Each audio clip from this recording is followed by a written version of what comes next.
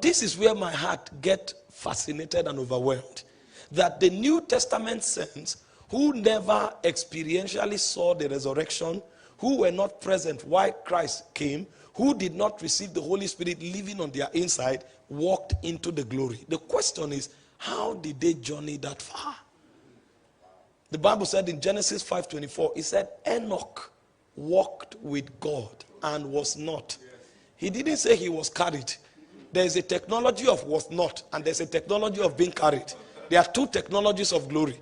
Elijah was carried, but Enoch was not.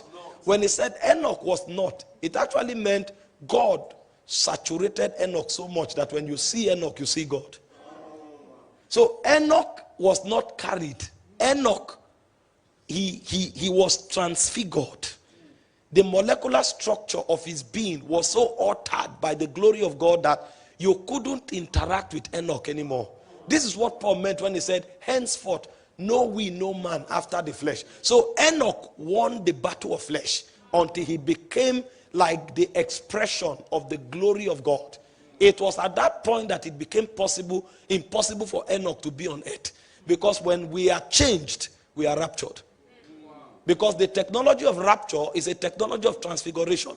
When the whole flesh is superimposed with the glory, you can't be here anymore. Because the body has been exchanged. Your celestial clothing has been put on. So you have to go to where you live with that body. You lose the legality to function here. So when he said Enoch was not, it means Enoch was saturated with God until he was glorified.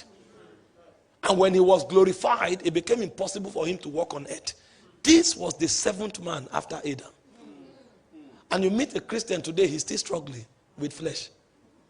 And he's still talking about keeping malice, contending and battling with somebody else.